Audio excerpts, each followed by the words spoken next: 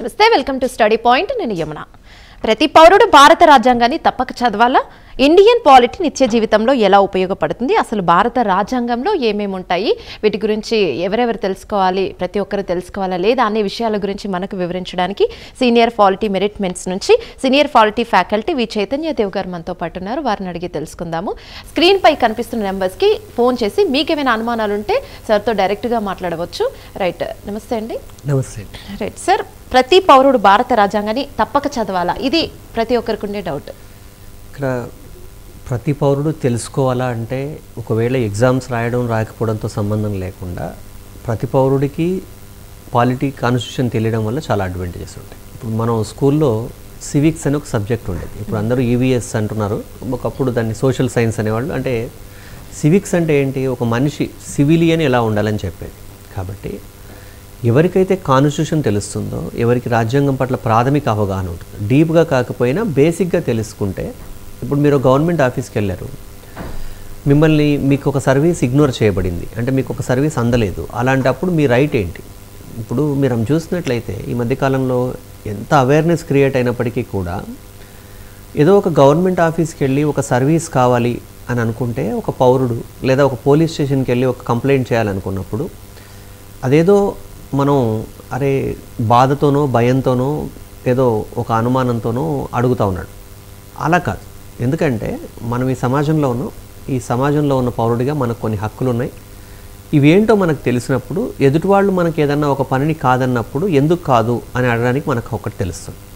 ఇంకొకటి ఏంటంటే కాన్స్టిట్యూషన్తో సంబంధం లేని విషయం అంటూ ప్రపంచంలో ఏది ఉండదు. అంటే ఇండియా వరకు మనం తీసుకుంటే ఇండియాలో ఇంకేమీ ఉండదు. అంటే ఇప్పుడు ఫర్ ఎగ్జాంపుల్ నేను మాట్లాడుతున్నాను ఇప్పుడు, అంటే ఇదేంటి, ఆర్టికల్ 19(1)A అని ఫండమెంటల్ రైట్స్లో ప్రాథమిక హక్కుల్లో ఉన్నటువంటి freedom of thought and expression. ఇక్కడ మీరేమీ మాట్లాడకుండా మౌనంగా ఉన్నారనుకోండి, అది కూడా కాన్స్టిట్యూషన్లో ఒక ఆర్టికలే అవుతుంది. సైలెన్స్ అనేది కూడా, నిశ్శబ్దంగా ఉండడం కూడా వాగ్భావ ప్రకటన స్వాతంత్రంలో భాగం అవుతుంది. మీరు కాన్స్టిట్యూషన్తో సంబంధం లేని విషయం ఇది అని చెప్పడానికంటూ ఏమీ లేదు. ఒక వ్యక్తి మ్యారేజ్ చేసుకుంటే అది ఆర్టికల్ 21 అవుతుంది. దసరా, దీపావళి లేకపోతే రంజానో, క్రిస్మసో చేసుకుంటే అది ఆర్టికల్ 25. కాబట్టి కాన్స్టిట్యూషన్తో సంబంధం లేని విషయాలు ఏమీ ఉండవు. కానీ ఇప్పుడు రైట్ టు ఇన్ఫర్మేషన్ ప్రకారం ఏదైనా అడగాలనుకున్నా, లేదా తనకు హక్కు ఏంటో తెలుసుకోవాలనుకున్నా, ఇలాంటివన్నింటికి సంబంధించి ప్రాథమికమైన అవగాహన ఉన్నట్లయితే భయం పోతుంది. ఫస్ట్ థింగ్ ఏంటి, ఇది నా హక్కు అని తెలిసినప్పుడు భయం ఉండదు. దీనివల్ల పౌరులు ఇంకొంచెం కంఫర్టబుల్ లైఫ్ని లీడ్ చేయొచ్చు. అలాగే మీకు కాన్స్టిట్యూషన్ తెలుసు అన్న విషయం కనుక ఎదుటి వాళ్ళకి అర్థమైనప్పుడు తెలియకుండానే మీ పట్ల ఒక రెస్పెక్ట్ పెరుగుతుంది.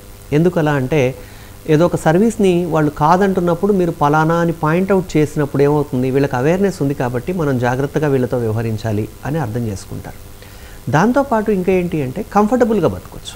ఎక్కడైనా వెళ్ళినప్పుడు మనం కంఫర్టబుల్గా ఏదైనా అడగడం కానీ తెలుసుకోవడం కానీ చేయొచ్చు. కాబట్టి ఖచ్చితంగా ప్రాథమికమైనటువంటి అవగాహన ప్రతి ఒక్కరికి అవసరం.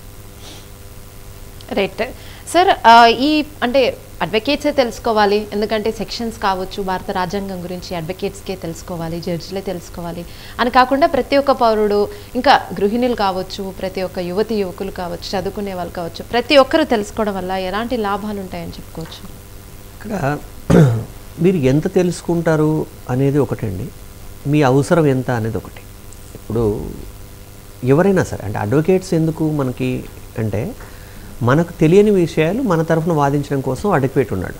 ఇప్పుడు ఫర్ ఎగ్జాంపుల్ మీరు ఒక వ్యక్తిగా మీ కారు ఎక్కడో రిపేర్కి ఇచ్చారు, అది ప్రాపర్గా రిపేర్ చేయలేకపోయారు వాళ్ళు, దాంతో పాటుగా మీకు ఏదో డ్యామేజ్ జరిగింది అన్నప్పుడు మీరు ఒక లాయర్ని కలవాలి, లాయర్ని కలిసి కేసు పెట్టాలనుకోండి. ఇలాంటప్పుడు ఏమవుతుందంటే లాయర్కి మీరు ఒక ఫీజు పే చేయాల్సి వస్తుంది. లాయర్కి ఒక ఫీజు పే చేసేప్పుడు మీకు కలిగేటువంటి ప్రయోజనం ఫీజు కన్నా తక్కువ అయినప్పుడు మీరు ఫీజు పే చేయలేరు. అంటే నేను లాయర్కి 10,000 ఇవ్వాలండి, నాకు 5,000 రూపాయలు మాత్రమే లాభం కలుగుతుంది అన్నప్పుడు ఆ ఫీజు మనం ఇవ్వలేము ప్రాక్టికల్గా. కాబట్టి మీకు అవగాహన ఉంటే ఏం చేస్తారు, కన్జ్యూమర్ ప్రొటెక్షన్ ఫోరంకి మీరే వెళ్ళగలరు, కేసు మీరే ఫైల్ చేయగలరు, లేకపోతే వాళ్ళతో మీరే మాట్లాడగలరు. ఇలా ఇప్పుడు మీరు చూడండి, మనకి ఒకటి అవగాహన రాహిత్యం అయితే, రెండోది ఓపిక లేకపోవడం కూడా ఒక కారణం. ఇప్పుడు మనం ఆధార్ కార్డు కావాలి లేదా పాన్ కార్డు కావాలి, ఈవెన్ కనీసం మనం ఓటర్ ఐడిలో నేమ్ చేంజ్ చేయాలంటే కూడా గంటల తరబడి వెయిట్ చేస్తాం. కానీ మనం ఆన్లైన్లో చేసుకుంటున్నామా? పోనీ ఐటీ రిటర్న్స్ అంటే ఇవి కొంచెం టెక్నికల్ అంశం, ఎవరికి వాళ్ళు చేసుకోలేకపోవచ్చు. కానీ చిన్న చిన్న విషయాలన్నా చేసుకోవచ్చు కదా. కాబట్టి ఎవరికైనా సరే మీరు ఏ సెక్టార్లో ఉన్నా సరే మీ హక్కులు ఏంటి అనేది మీకు తెలిసినప్పుడు మీరు కొంచెం కంఫర్టబుల్ లైఫ్ లీడ్ చేయడానికి అది ఖచ్చితంగా ఉపయోగపడుతుంది. దాంతోపాటు ఒకసారి తెలుసుకోవడం మొదలైన తర్వాత ఏమవుతుందంటే చాలా జాగ్రత్తగా తెలుసుకుంటారు. చూసే విషయాన్ని కూడా అంటే ఒక విషయాన్ని అవగతం చేసుకోవడం కూడా మారుతుంది. అంటే ఇప్పుడు ఫర్ ఎగ్జాంపుల్ ఏంటి, ఎవరన్నా ఒక స్టేట్మెంట్ ఇచ్చారనుకోండి, అది నిజమా కాదా మనం కాన్స్టిట్యూషనల్గా ఆలోచించగలం. ఇప్పుడు చిన్న ఎగ్జాంపుల్ మీరు తీసుకోండి. హైదరాబాద్లో ఒక పిల్లవాడు డాగ్ బైట్, కుక్క కరిచి కుక్కల స్ట్రీట్ డాగ్స్ పెరిగిపోయి ఇవ్వడం వల్ల చనిపోయాడు అనుకో. అంటే మేయర్కి రెస్పాన్సిబిలిటీ ఉందా, లేకపోతే ఇవేంటి పొలిటికల్ డిబేట్స్ వేరు. ఇక్కడ ఏమంటారు ఎవరైనా అంటే, సార్ హైదరాబాద్ అనేది ఒక పెద్ద సిటీ, ఎక్కడో ఒక స్ట్రీట్లో ఒక డాగ్ ఒక పిల్లవాడిని కరిస్తే ఆ పిల్లవాడు చనిపోతే దీనికి మేయర్ ఏం చేస్తారు సార్ అని అంటే, ఇక్కడ పాయింట్ ఏంటంటే మేయర్ వచ్చి ఆ కుక్కల్ని ఏదో చేస్తారని కాదు. ఒక రెస్పాన్సిబుల్ ఆఫీసర్ కాబట్టి, రెస్పాన్సిబుల్ పొలిటికల్ రిప్రజెంటేటివ్ కాబట్టి వాళ్ళు ఏం చేస్తారు, కన్సర్న్ అథారిటీని అలాట్ చేస్తారు, వాళ్ళకి బాధ్యత వహింపలాగా చేస్తారు. ఎవరైతే కన్సర్న్ పర్సన్ అంటే దానికి రెస్పాన్సిబుల్గా ఉన్న వాళ్ళ మీద చర్య తీసుకుంటారు. ఇలా తీసుకోవచ్చు, ఇలా అడగడానికి మనకు హక్కు ఉందని మనకు తెలియాలిగా. ఇప్పుడు ఏంటంటే మనం కొన్నిసార్లు రూడ్గా అనుకుంటాం. ఇప్పుడు మీ కార్ డ్రైవ్ చేసే డ్రైవర్ ఆల్కహాల్ కన్జ్యూమ్ చేసి కార్ యాక్సిడెంట్ చేస్తే డ్రైవర్తో పాటుగా యజమానిగా మీరు కనుక ఆ కార్లో ఉన్నట్లయితే మీకు కూడా రెస్పాన్సిబిలిటీ లేనట్టుగానే భావిస్తుంది గవర్నమెంట్. ఎందుకు, మీరు ఒక ఆల్కహాల్ కన్జ్యూమ్ చేసినటువంటి డ్రైవర్ని మీరు ఎంకరేజ్ చేస్తున్నారు కదా, ఇది తప్పు కదా అంటారు. అంటే ఇది తప్పని మనకు తెలియాలి కదా, వాడి పర్సనల్ లైఫ్ వాడిది కదా సార్, ఎదుటి వ్యక్తిది అని అనుకోవడానికి లేదు కదా ఇక్కడ. కాబట్టి మీ కాన్స్టిట్యూషన్ తెలిస్తే మీ డిసిషన్ మేకింగ్ ఈజీ అవుతుంది, మీ అప్రోచ్ ఈజీ అవుతుంది ఒకటి. ఇంకొకటి ఏంటంటే ఇలా చేయొచ్చా ఇలా చేయకూడదా. ఇప్పుడు కొంతమందికి కొన్ని విషయాలు అర్థం కావు. ఇప్పుడు ఏంటి, ఫర్ ఎగ్జాంపుల్ కొంతమంది ఇంటలెక్చువల్గా మాట్లాడేవాళ్ళు మాట్లాడుతూ ఉంటారు, అవి డిబేట్స్ నడుస్తూ ఉంటాయి, అంటే సోషల్ మీడియాలో ప్రింట్ మీడియాలో వస్తుంటాయి. వాళ్ళని ఎందుకు అరెస్ట్ చేయరు అంటే వాళ్ళకు ఉన్నటువంటి కాన్స్టిట్యూషనల్ లిమిట్స్లో మాట్లాడతారు. ఫర్ ఎగ్జాంపుల్ టెలికాస్ట్ చేయడం అనేది ఒక ఫండమెంటల్ రైట్. ఏం టెలికాస్ట్ చేయాలి, ఎలా చేయాలి, దాని మీద ఉన్న లిమిటేషన్స్ అన్నీ తెలుసుకొని వాళ్ళు టెలికాస్ట్ చేస్తుంటారు. కాబట్టి అది మనకు ఎథికల్గా డిఫరెన్స్ అయి ఉండొచ్చు, కానీ లీగల్గా అవి కరెక్ట్ అయి ఉంటాయి. కాబట్టి ఈ విషయాలు మనం అన్నెసరీగా రెస్పాండ్ అవ్వం. అంటే ఇప్పుడు ఇది ఎలా సార్, ఇలా ఇప్పుడు ఫర్ ఎగ్జాంపుల్ నా వ్యక్తిగతంగా నాకు టీవీ సీరియల్ ఇష్టం లేదనుకోండి, టీవీ సీరియల్ అన్నీ బ్యాన్ చేయాలని నేను అంటే కుదరదు. ఎందుకలా అంటే టెలికాస్టింగ్ అనేది ఒక ఫండమెంటల్ రైట్ అవుతుంది. కాబట్టి మనకి ఇష్టం లేకపోతే మనం చూడకుండా ఉండొచ్చు, టెలికాస్ట్ చేయొద్దు అని చెప్పే రైట్ మనకు ఉండదు. అంటే టెలికాస్టింగ్ అనేది ఒక రైటు, దీన్ని వాళ్ళు టెలికాస్ట్ చేసే హక్కును కలిగి ఉన్నారు, చూసే హక్కును వీళ్ళు కలిగి ఉన్నారు. మనం దీంట్లో ఇన్వాల్వ్ అవ్వడానికి మనకు హక్కు లేదన్న క్లారిటీ ఉన్నప్పుడు మనం అన్నెసరీగా డిబేట్ చేయలేము ఒకటి. ఇంకొకటి ఏంటంటే మీకు లా తెలిసినప్పుడు, రాజ్యాంగంతో పాటు చట్టాలు కూడా తెలిస్తే మనం స్టేట్మెంట్లు కూడా ఇవ్వలేము. ఇప్పుడేంటి, ఫర్ ఎగ్జాంపుల్ విజయమాల్యాన్ని తీసుకురావట్లేదు వెనక్కి అంటారు. విజయమాల్యాన్ని తీసుకురావట్లేదు వెనక్కి అంటే విజయమాల్యాన్ని తీసుకురావడానికి ఉన్నటువంటి, అంటే ఇండియాకి బ్రిటన్కి ఉన్న అగ్రిమెంట్ ఏంటి, లేకపోతే బ్రిటన్ నేరస్తుల అప్పగింత ఒప్పందం భారతదేశంతో ఎలా ఉంది, నరేంద్ర మోడీ ఇంటెన్షనల్గా తేవట్లేదా, తేవడానికి ఏమేమి బ్యారియర్స్ ఉన్నాయనేది తెలిసినప్పుడు మనం మాట్లాడం. ఇంకా సింపుల్గా ఒక మాటలో చెప్పాలంటే మీ కాన్స్టిట్యూషన్ ఒక స్థాయిలో అర్థమైనప్పుడు మీరు అసలు అన్నెసరీ కామెంటే పాస్ చేయలేరు. అంటే టీ కోట్ల దగ్గర జనాలు టీ తాగుతూ మాట్లాడుతూ ఉంటారు, ఇతనే ప్రైమ్ మినిస్టర్ అయితే ఏం చేస్తాడు, సీఎం అయితే ఏం చేస్తాడు, ఇవన్నీ మాట్లాడరు ఇంకా. ఎందుకంటే అక్కడ ఏ పాసిబిలిటీ ఉంది ఏ పాసిబిలిటీ లేదో తెలియదు. ఫర్ ఎగ్జాంపుల్ ఒకసారి ఎక్కడో చూసారు, దేశంలో అన్ని రాష్ట్రాలకి లేకపోతే ప్రపంచంలో అన్ని ప్రాంతాలకు వెళ్ళడానికి ప్రైమ్ మినిస్టర్కి తీరిక ఉంది, కానీ తెలంగాణ రావడానికి లేకపోతే ఇక్కడ ప్రాంతానికి రావడానికి తీరిక లేదా అంటే, ప్రైమ్ మినిస్టర్ అంటే మన పక్కింటి ఆయన కాదు పిలిస్తే రావడానికి. ప్రైమ్ మినిస్టర్ రావాలంటే దాని వెనకాల చాలా ప్రొసీజర్ ఉంటుంది, దానికన్నా ముందు చాలా ప్రొసీజర్స్ ఉంటాయి. ఇవన్నీ ఫుల్ఫిల్ అయిన తర్వాత అప్పుడు పర్మిషన్ ఉంటేనే ప్రైమ్ మినిస్టర్ వస్తాడు. అంటే సెక్యూరిటీ అలర్ట్ ఉంటుంది, 100 ఉంటాయి. అంటే ఇవన్నీ మనం తెలుసుకోకుండా మనం మాట్లాడామనుకోండి, ఒక వ్యక్తిగా మాట్లాడడానికి బాగానే ఉంటుంది, అప్పుడు మనం సమర్థించుకోవచ్చు కూడా మన వాదాన్ని. కానీ కాన్స్టిట్యూషన్ తెలిసినప్పుడు ఏమవుతుందంటే అలా మాట్లాడం అంటూ ఉంటారు కొందరు. నిజంగానే మీరు అన్నట్టుగానే ఒక నార్మల్ పౌరులో ఉండొచ్చు కదా, సీఎం అయితే ఏంటి, ఎంపీ అయితే ఏంటి, ఒక నార్మల్ కామన్ మ్యాన్లా ఉండొచ్చు కదా, ఎందుకంత సెక్యూరిటీ అని అంటూ ఉంటారు ఇలాంటి పదాలు. ఇక్కడ అది కరెక్టే. ఇక్కడ ఇండియన్ కాన్స్టిట్యూషన్ ప్రకారము ఒక కామన్ మ్యాన్కి ఒక ఎంపీకి డిఫరెన్స్ ఏమీ లేదు. కానీ ఎంపీ కొన్ని స్పెషల్ ప్రివిలేజెస్ ఉన్నాయి. అంటే ఇప్పుడు ఇండియన్ కాన్స్టిట్యూషన్లో ఆర్టికల్ 105 అని ఉంటుంది, 194 అని ఉంటుంది. అంటే ఎంపీలకి ఎమ్మెల్యేలకి కొన్ని ప్రత్యేకమైనటువంటి అవకాశాలు కల్పించింది రాజ్యాంగం. ఎందుకంటే పబ్లిక్ రిప్రజెంటేటివ్గా వాళ్ళకి అవి కల్పిస్తేనే వాళ్ళు పనిచేయగలరు. కాబట్టి అలాంటప్పుడు దీన్ని మనం రెస్పెక్ట్ చేయాల్సి వస్తుంది. అంటే ఇంకా ఏంటంటే మనం వేగ్గా ఒక కామెంట్ వింటాం చాలామంది, ఏదైనా మనం చెప్తున్నప్పుడు ఏమి ఇది రాజ్యాంగంలో ఉందా అంటారు. రాజ్యాంగంలో లేనిదంటూ ఏమీ ఉండదండి. అంటే నన్ను ఎవరైనా వ్యక్తిగతంగా అడిగితే మీరు ఏదైనా చెప్పండి, అది రాజ్యాంగంలో ఎక్కడుందో నేను చెప్తాను. అంటే ఎందుకు ఎలా అంటున్నానంటే మీరు మాట్లాడకపోవడం కూడా రాజ్యాంగంలో ఉంది అన్నప్పుడు ఇంకేంటి, లేదంటూ ఏముంటుంది చెప్పండి. ప్రతిదీ కాన్స్టిట్యూషన్లో ఉంటుంది ఒక దేశానికి సంబంధించి, కానీ అది ఏదో ఒక రూపంలో ఉంటుంది, డైరెక్ట్గా ఆ పాయింట్ రూపంలో ఉండకపోయినా ఏదో ఒక రూపంలో ఉంటుంది. కాబట్టి మనం అలా మాట్లాడలేము. మీకు ఇక్కడ గమనించాలి, ఇప్పుడు ఆస్ట్రేలియా కొన్ని కంట్రీస్ని మీరు అబ్జర్వ్ చేస్తే అక్కడ పోస్ట్ గ్రాడ్యుయేషన్, ఒక ఫ్యామిలీలో ముగ్గురు ఉంటే ఇద్దరు పోస్ట్ గ్రాడ్యుయేషన్ కంప్లీట్ చేసిన వాళ్ళు ఉంటారు. ఆ దేశంలో గొడవలు కొంచెం తక్కువ ఉంటాయి కొన్ని విషయాల్లో, అన్ని విషయాల్లో కాకపోయినా. అంటే మెచ్యూరిటీ, ఒక సొసైటీ మెచ్యూర్డ్గా ఉందనుకోండి. ఇప్పుడు ఫర్ ఎగ్జాంపుల్ మనం రోడ్ మీద వెళ్తున్నాం, ఎవరో వచ్చి మన కార్ని హిట్ చేశారు, మనం దిగి గొడవ పడతాం. ఎందుకు? మనకు బాధ కలుగుతుంది, మన కార్కి అరే మనం కొత్త కారు కొన్నాం ఏదో బాధ కలుగుతుంది. కానీ గొడవ పడి మనం ఏం చేయగలం ప్రాక్టికల్గా ఆలోచిస్తే? అతనేమి ఆ కార్ని రిపేర్ చేసినట్టు దాన్ని పాత కార్ లాగా చేయలేడు. మనం ఏం చేయాలి? ఇన్సూరెన్స్ క్లెయిమ్ చేసుకోవాలి, ఆ పాసిబిలిటీ చూసుకోవాలి కదా. అంటే అలాంటప్పుడు ఏంటి, నా ఎమోషను నాకు కలిగిన నష్టాన్ని కాంపెన్సేట్ చేయదు. కాబట్టి నేను ప్రాక్టికల్గా ఆలోచించాలి. నేను అప్పుడు ఫోటో తీయాలి తప్ప గొడవ పడకూడదు. అంటే దీనికి నేను ఒక ప్రూఫ్ క్రియేట్ చేయాలి, నేను ఇన్సూరెన్స్ క్లెయిమ్ చేసుకోవాలి, ఆ వ్యక్తి రాంగ్ రూట్లో వచ్చాడు లేకపోతే ఏంటి మాట్లాడగలం అంతే తప్ప గొడవ పడితే రాదు కదా ప్రయోజనం. అలాంటప్పుడు మనకి సమాజంతో ఉండేటువంటి అన్నెసరీ ఆబ్లిగేషన్స్ తగ్గిపోతాయి. ఇప్పుడు మీ పక్కింటి వాళ్ళు న్యూసెన్స్ క్రియేట్ చేశారంటే వాళ్ళతో మీరు గొడవ పడడం కన్నా చెప్పి చూడాలి, వీలు కాకపోతే కంప్లైంట్ చేయాలి. అంతేగాని మీరు డైరెక్ట్గా ఇన్వాల్వ్ అయ్యారనుకోండి అది పెద్ద గొడవ అయిపోతుంది. అది అలాంటప్పుడు ఆ క్లారిటీ మనకు చాలా ఉపయోగపడుతుంది లైఫ్. ఈ కంప్లైంట్స్ వల్ల అంటే బాధితులు కావచ్చు, ఇంకెవరైనా కావచ్చు, వాళ్ళ టైం కూడా ఎఫర్ట్ చేయాల్సిన పని ఉంటుందని చెప్పి చాలామంది లీగల్గా వెళ్ళడానికి కావచ్చు, కంప్లైంట్స్ రేస్ చేయడానికి కావచ్చు, మేము తగ్గుతాము, అది ప్రాక్టికల్గా ఆలోచించండి కాదని కొందరు వాదన ఉంటుంది. ఇక్కడ ఇది కూడా ఒక రియాలిటీ. ప్రాక్టికల్గా ఏంటంటే మీకు ఒక ఎగ్జాంపుల్ చెప్పాలి. ఇక్కడ మీరు ఒక గ్యాస్ సిలిండర్, మీరు ఒక ఇల్లు షిఫ్ట్ చేశారనుకుందాం, ఒక ఇంటి నుంచి ఇంకో ఇంటికి వెళ్ళారు, మీరు గ్యాస్ సిలిండర్ ఇంకో చోట కనెక్షన్ తీసుకోవాలి, రెంట్ హౌస్ అనుకోండి. మీరు మళ్ళీ ఏమడుగుతారంటే సార్ దీనికి ఏదో ఒక 500 300 ఇవ్వమని అడుగుతారు. వాళ్ళు అడిగినప్పుడు అక్కడ అడిగే వ్యక్తి నిజాయితీగా ఉన్నాడు అనుకుందాం. సార్ నేను నిజాయితీగానే ఉన్నాను సార్, నేనేం తీసుకోకపోయినా ఈ హైరార్కీ సిస్టంలో నేనేం చేయాలంటే మిగతా వాళ్ళకి ఈ చేంజ్ అయింది అంటే శాంక్షన్ మారింది అన్నప్పుడు మేమంతా కొంత తీసుకోవాలి, మీరు ఒకవేళ ఇవ్వకపోతే నేను ఇవ్వాలి సార్ అంటే, లేదండి నేను ఇవ్వను, నేను లీగల్గా మీకు ఇవ్వాల్సిన అవసరం లేదు కదా, మీరు అడుగుతున్నది ఒక రకంగా చెప్పాలంటే లంచం కదా, కాబట్టి నేను ఇవ్వను అని అంటే ఏమంటాడంటే మీరు ప్రొసీజర్ ఫాలో అవ్వండి అంటే. ఆ ప్రొసీజర్ ఏముంటుందంటే రెంటల్ అగ్రిమెంట్ కావాలంటారు, దాంతోపాటు ఇంకోటి కావాలంటారు, లేదా ఎలక్ట్రిసిటీ బిల్ కావాలంటారు. ఇవన్నీ తీసుకోవడానికి మీకు 3 రోజులు పడుతుంది.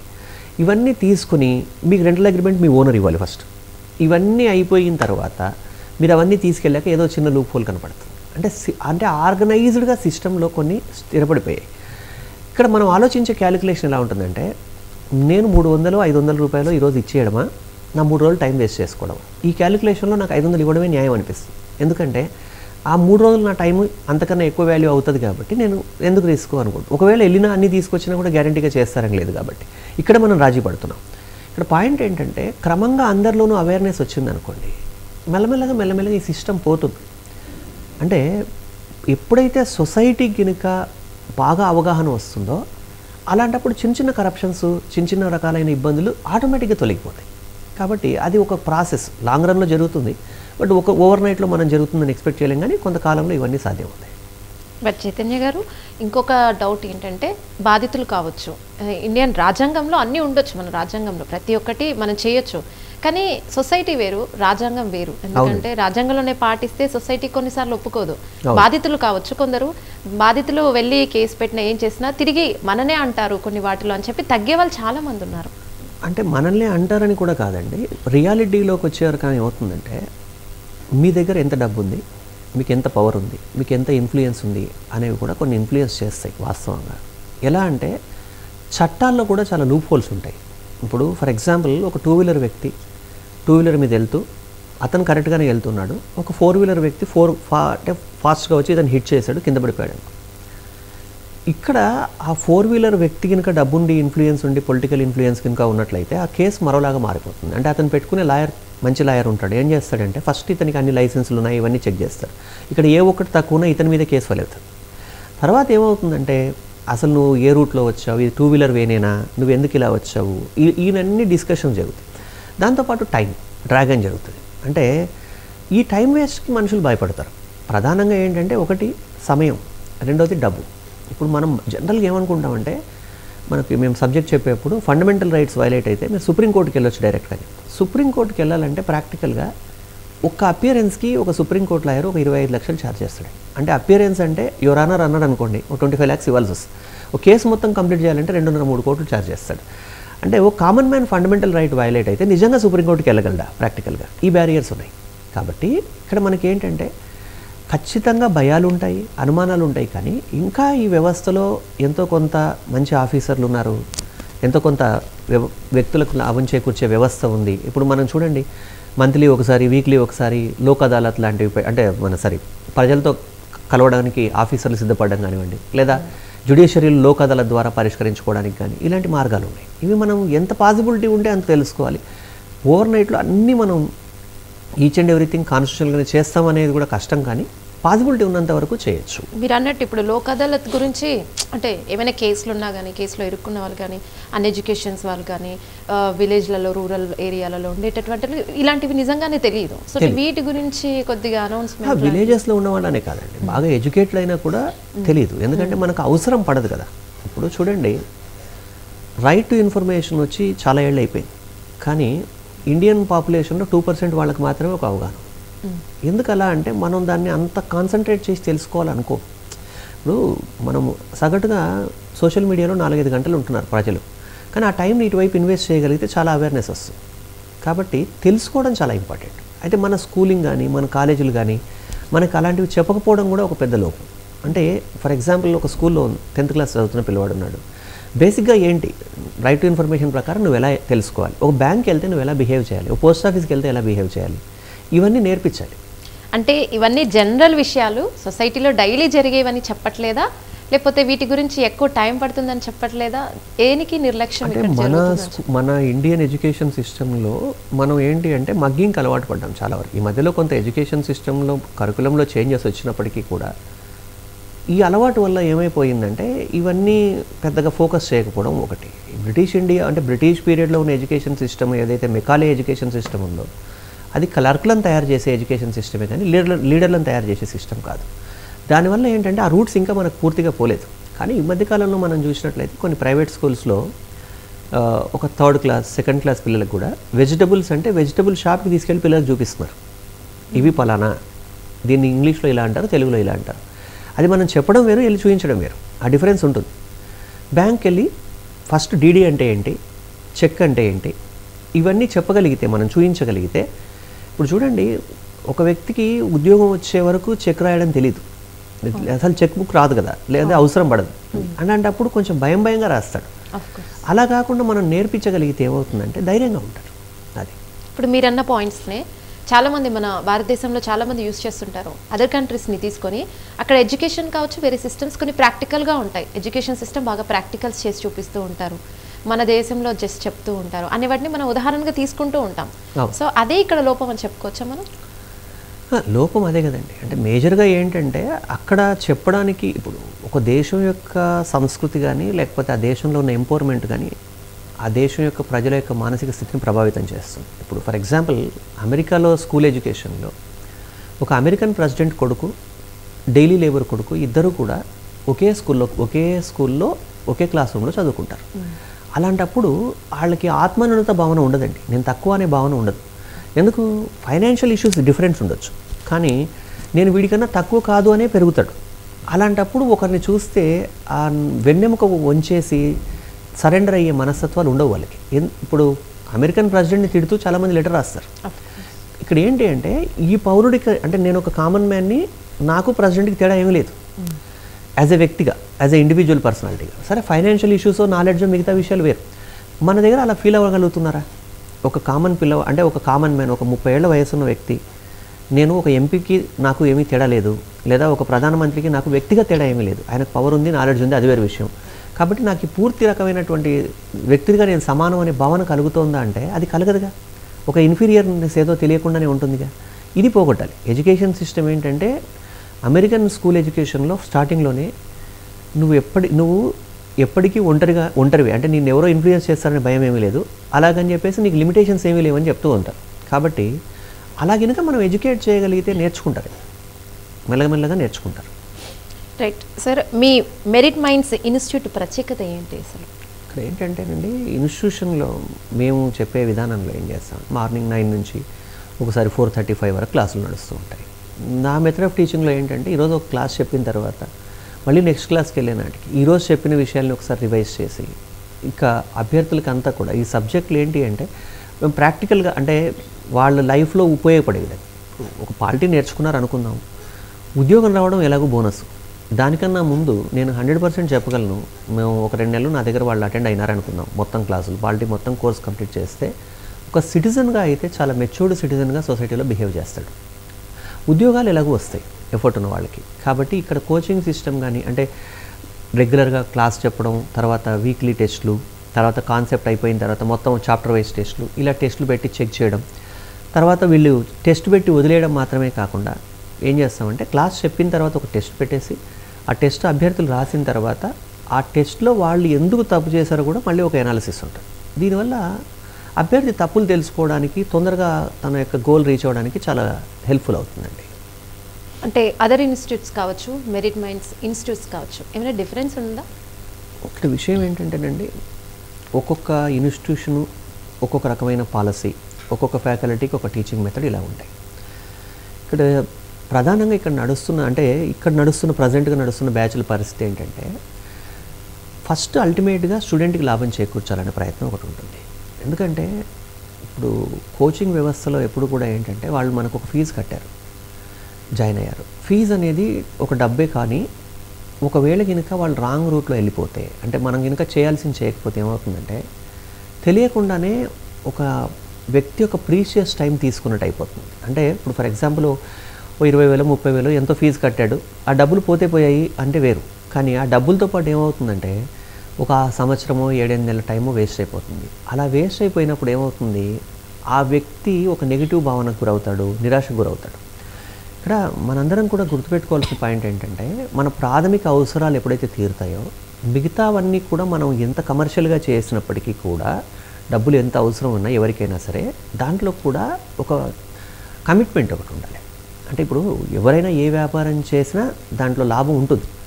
కానీ దాంతోపాటు మనం చేస్తున్నటువంటి ప్రతి చర్య ఎదుటి వాళ్ళకు కూడా కొంచెం ఆనందం కలిగిస్తే అది మనకు కూడా ఆనందంగా ఉంటుంది. అంటే ఈ సిస్టమ్ని నేను ఇక్కడ గమనించానండి. మెయిన్గా గమనించింది ఏంటంటే ఇప్పుడు ఫర్ ఎగ్జాంపుల్ మీరు ఒక 10 రూపాయలు పెట్టి ఒక టీ తాగారు అనుకుందాం, అరే చాలా బాగుంది టీ అనిపించాలి. అంతేగాని ఒకసారి మనం 10 రూపాయలు పెట్టి టీ తాగితే ఇంత అధ్వానంగా ఎందుకుందని అని ఫీల్ అవుతుంది. అలా ఫీల్ అయినప్పుడు ఏమవుతుందండి, 10 రూపాయలు పెట్టి మంచిగా టీ ఇచ్చిన వాళ్ళకి 50 పైసలు ప్రాఫిట్ ఉండొచ్చు, లేదా ₹1 ప్రాఫిట్ ఉండొచ్చు. చాలా అన్యాయంగా తయారు చేసిన వాళ్ళకి ₹4 ప్రాఫిట్ ఉండొచ్చు. కానీ అల్టిమేట్గా ఏంటి అంటే ఈ 10 రూపాయలు ఇచ్చి మంచిగా ఉందన్నది లాంగ్ రన్ ఎగ్జిస్టెన్స్, ఆ ప్రాఫిట్ కూడా లాంగ్ రన్ ఉంటుంది. అది సొసైటీకి వాల్యూ అడిషన్. అంటే ఇది ప్రధానంగా ఇక్కడ ఈ వ్యవస్థలో కొనసాగుతున్నటువంటిది ఇది మెయిన్ అడ్వాంటేజ్. అంటే ఖచ్చితంగా వాల్యూ అడిషన్ అయితే ఉంటుందని నేను చెప్పగలను. రైట్. చైతన్య గారు, ఈ పోటీ పరీక్షలలో పాలిటీ సిలబస్ని ఎందుకు పెట్టరు అసలు? ఇక్కడ పాలిటీ సిలబస్ అనేది మీరు ఏ కాంపిటిటివ్ ఎగ్జామినేషన్ తీసుకున్నా పాలిటీ సిలబస్ ఖచ్చితంగా ఉంటుంది. ఎందుకు పెట్టారంటే వీళ్ళకి కాన్స్టిట్యూషన్ తెలియకపోతే ఉద్యోగి తన విధులను ఎలా నిర్వర్తిస్తాడు? వాళ్ళకి ఎంత ట్రైనింగ్ ఉన్నప్పటికీ కూడా అసలు కాన్స్టిట్యూషన్ యొక్క ఇంప్లిమెంటేషన్ ప్రాసెసే అడ్మినిస్ట్రేషన్ అవుతుంది. కాబట్టి ప్రతి వ్యక్తికి, అంటే అతను ఒక చిన్న ఉద్యోగం నుంచి పెద్ద ఉద్యోగం వరకు, అంటే ఒక కానిస్టేబుల్, ఎస్ఐ ఇలాంటి ఉద్యోగాలు జాయిన్ అయినా, లేకపోతే యూపీఎస్సీలో సివిల్ సర్వెంట్ అయినా, లేకపోతే గ్రూప్ 1 గ్రూప్ 2 ఎవరైనా సరే కాన్స్టిట్యూషన్ మీద అవగాహన ఉంటే ప్రజలకి వాళ్ళు చేసేటువంటి సేవ చాలా క్వాలిటీగా ఉంటుంది. దాంతోపాటుగా వాళ్ళ యొక్క సమస్యని బాగా అర్థం చేసుకోవడానికి అవకాశం ఉంటుంది. ప్రధానంగా అందుకోసమే పాలిటీ సబ్జెక్ట్ని పెట్టారు. రైట్. ప్రతి పౌరుడు భారత రాజ్యాంగాన్ని తప్పక తెలుసుకోవాలా? అసలు రాజ్యాంగంలో ఏమేమి ఉంటాయి, అసలు రాజ్యాంగంలో ఉన్నాయి తెలుసుకోకపోవడం వల్ల మనతో ఆ భయం అనే ఫీలింగ్ ఎందుకు ఉంటుంది, దాన్ని ఎలా తొలగించుకోవచ్చు, అసలు ఈ భారత రాజ్యాంగంలో ఉన్నాయి తెలుసుకోవడం వల్ల ఎలాంటి ప్లస్ పాయింట్స్ ఉంటాయి అనే వాటి గురించి చైతన్య దేవ్ గారు చాలా చక్కగా చెప్పారు. Senior polity faculty Chaitanya Dev గారు, సీనియర్ పాలిటీ మెరిట్మెంట్స్ నుంచి. రైట్, చూసాం కదా, ఇది ఇవాల్టి స్టడీ పాయింట్స్. మరొక కార్యక్రమంలో మళ్ళీ కలుద్దాం. అంతవరకు చూస్తూనే ఉండండి ప్రైమ్ 9 న్యూస్.